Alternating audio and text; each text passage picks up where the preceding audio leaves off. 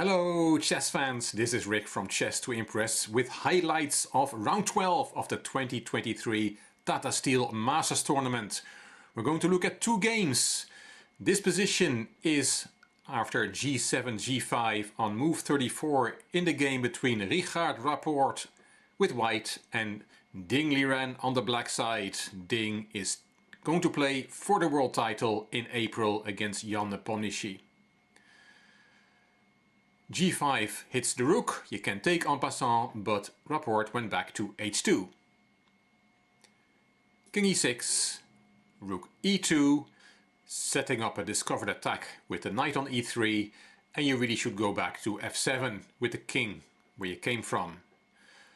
But Ding played bishop f3, attacking the rook, so if the knight now plays, black can take the rook. Rapport saved his rook, rook e1, and knight takes h5, winning a pawn. That knight is protected by that bishop on f3. But it's not a good move, because Rapport now played knight g4 check.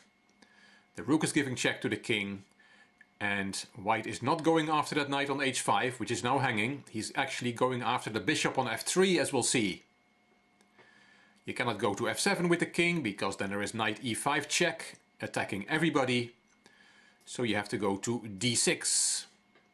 Knight f5 check came, the other knight plays king c7, and now knight e5, lots of knight jumps, and that's a fork, attacking the rook and the bishop. The bishop is unprotected and cannot be defended. Ding decided to give up on an exchange. He played g4, saving his bishop, knight takes d7, and king takes d7. The time control was reached. This is move 41, and Rapport played king d2, after which Ding resigned. He could also have taken that pawn on h6, but then after g3, black gets some counterplay with that g-pawn. King d2 is a very nice move, bringing the king closer to the action. In the endgame, you have to play with all your pieces. If you now play g3, then there is rook g1. That pawn is now attacked by rook and knight, so you have to play g2, and then there is knight h4, and that's picking up, after bishop c6, picking up that pawn on g2, and now white is a full exchange up with no counterplay left for black, so a simple technical task for a grandmaster. This was all quite forced, so after king d2, Ding resigned. He went wrong in time trouble, and Rapport found the refutation of that bishop f3 move. Now let's go to this position. This is Parham Maghsoodloo behind the white pieces and Ayun Erigaisi on the black side. b4, b3 has been played by black, threatening to get that pawn to the other side of the board, but white has a winning position with his extra exchange. He's a rook for a bishop up. And now Maghsoodloo gives up on his prized possession, that pawn on d6. He plays it to d7, deflecting the bishop.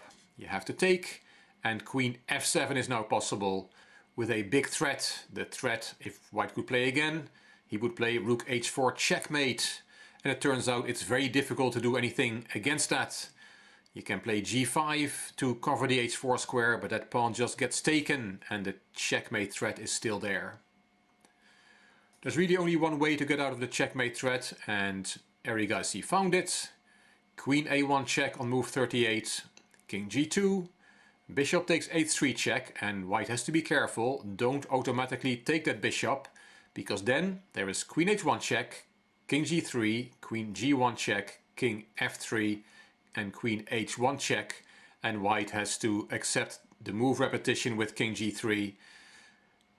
The black queen is now covering the checkmate square on h4, and that b pawn is still very dangerous. So king g3, and then we get a move repetition. So that happens if we take that bishop. Maghsoodloo saw that and he played king h2, nice move. And we're still threatening checkmate with the rook. Rook h4 is still a big threat. Queen e5 check, and now we take the bishop, and queen f5 check. Black will not get checkmated this way, but the queens come off the board, g takes, and white is a rook up. We still have those queenside pawns which are dangerous, especially the b pawn. Rook c7 was played by Maghsoodloo. And if you now play b2, then the only winning move is rook b7, but that is good enough. After a4 you can play bishop a3 and you are picking up the b pawn.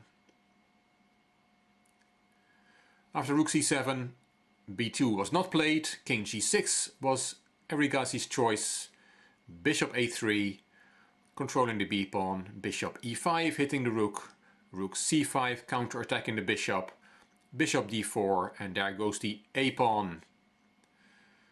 Black took the f pawn. If you instead play b2, then rook b5 controls the b pawn again. So bishop takes f2 was played and rook b5 came anyway, and now the b pawn is lost. A nice demonstration from Maghsoodloo on how to cleanly finish off a winning position. Very instructive.